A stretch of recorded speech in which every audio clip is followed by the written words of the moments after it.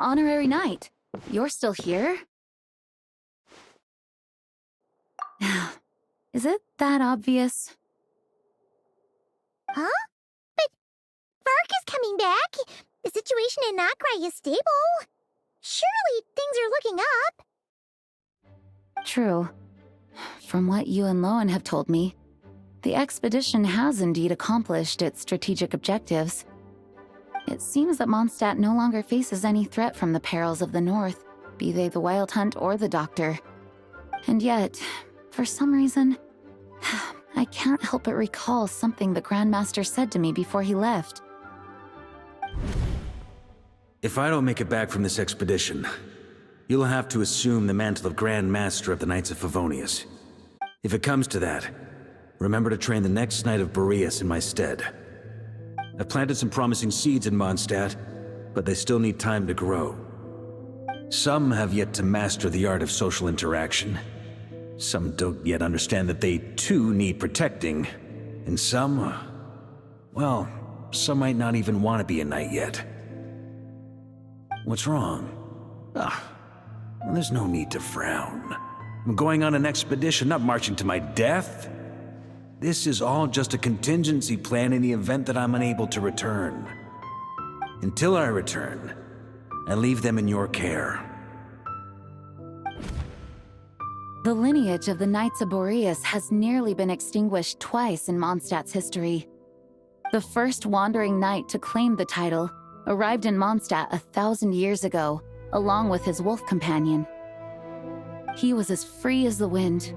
He left no succession plan behind. Even his name was lost to history. The title of Boreas could have disappeared from Mondstadt just as he did. But he had an informal disciple, a knight named Ravenwood, who admired the Knight of Boreas greatly. Ravenwood's valor and swordsmanship earned him the wolf spirit's recognition.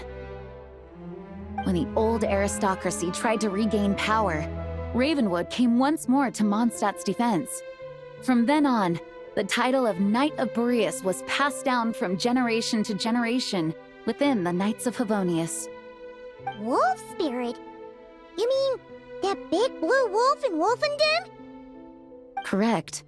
As you may already know, the Wolf of the North is the surviving spirit of an ancient god.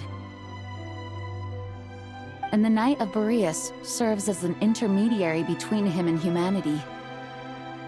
Lupus Boreas, who had never known what it meant to love, came to understand it through the journey with his human companion. In the end, he chose to allow his power to become one with the land. This was once a well-known tale in Mondstadt, but these days, few people are aware that the starting point of the Wolf King's journey was not Mondstadt, but Nodcry. Huh? The great Wolf King of the North came here from Nodcry, although he doesn't like to speak of his past. In fact, he rarely shows himself to people at all nowadays. As such, this tale can only be found deep within the Knights of Favonius library. Even among the Knights of Favonius, few are aware of it. The Grand Master didn't disclose any concrete objectives before departing on his expedition. I couldn't help but wonder whether it might somehow be related to Nodcry's Wolf of the North. I kept my speculations to myself, however. Sharing them would only spread unwarranted suspicion toward the Four Winds among the people of Mondstadt. You experienced the turmoil caused by Duvall and the East Wind's actions for yourself. Surely you can understand my concern? No wonder Varga wasn't clear about his motives. Is that what he was worried about? Very possibly. He was probably also reserving judgment. Having heard about your experiences in Nodcry, I now suspect that the Grand Master hadn't yet ascertained the true identity of our enemy at that time. And as it turns out, the calamity born in the north wasn't an ancient god, but rather the Wild Hunt and the Doctor. I guess we were both jumping to conclusions. Yes, I completely agree. The tide can turn rapidly in times of battle. It's a leader's responsibility to prepare for every possible contingency. Even if his contingency plan never needs to be put into action, I'm sure the Grand Master is relieved to know that it's in place.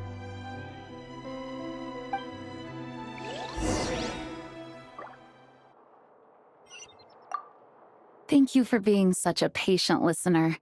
I feel much more settled after talking with you. If you have any spare time, would you mind stopping off to say hello to the other knights? I'm sure they have all missed our honorary knight just as much as I have.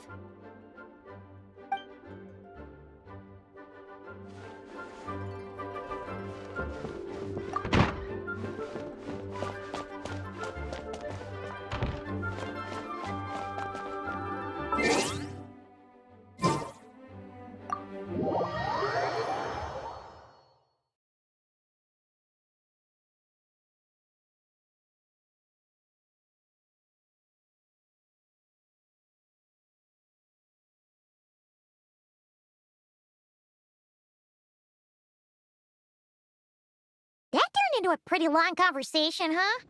We should probably go deliver those letters to the angel share now.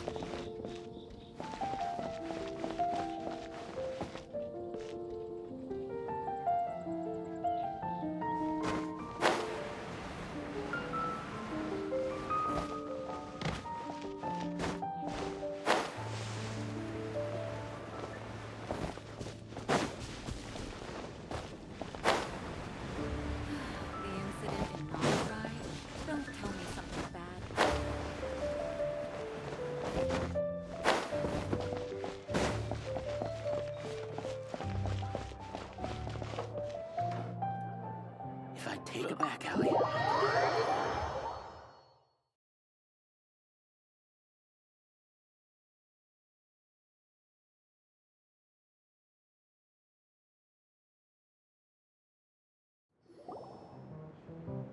When you're mixing drinks in hot weather, start by pouring in cold water and add ice cubes. Then drain out the water before adding the other ingredients. How's that for a secret recipe? Maybe it's worth a little intel in return. Please. I've known that little trick for a good 10 years at least. You'll have to offer something a little more substantial if you're serious about trading. I know there's no one else in the tavern right now, but do you two really need to talk so loudly? Especially if you're supposed to be exchanging confidential information. Kaya! Rosaria! D-Luke! Paimon knew we'd find you here. Looks like it's about to get even noisier. A little liveliness never killed anyone. Traveler, Paimon, what brings you our way? Please allow me to once again express my sincere condolences regarding your late father and the incident with Eric. We make absolutely no excuse for his crimes. I hope you will give some serious consideration to the question I asked you before I left, though I'm sure you're tired of hearing me ask by now. The Knights of Favonius will always welcome you. From the look on your face, I'm guessing the Grand Master is still refusing to drop it?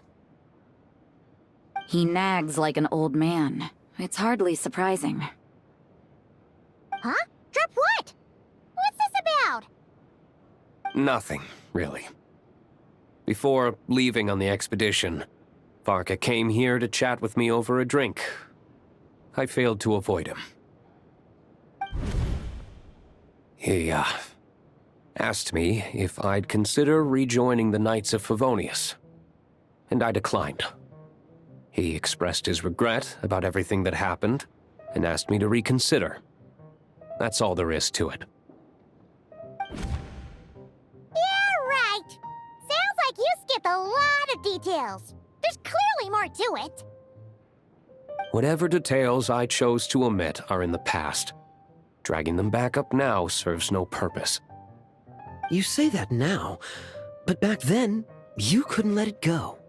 You and the Knights of Favonius were constantly at odds. I wasn't seeing the full picture. I've had a lot of time to reflect since then. But my answer remains unchanged. I'm not rejoining the Knights of Favonius. Both the Grandmaster and the acting Grandmaster are too upright and honorable. I can't see the shadows that lurk beneath them due to the size of the organization they lead. They need someone on the outside to keep watch vigilantly. If I had a Mora for every time I've heard you repeat that argument. I actually don't disagree with the first part of what you said, but don't you think someone can keep tabs on things from the inside? When you join an organization, you're bound by its rules, no matter how free it may seem on the surface. You think so? Never mind the Knights. Have you honestly ever been bound by the rules of the Church? Good question. Have you considered that maybe that's why I chose to join the Church and not the Knights to begin with? Are they arguing or not? It's kind of hard to tell. Oh, kind of like the contingencies Jean was talking about. The more ways they have to protect their home, the better. Huh? Traveler?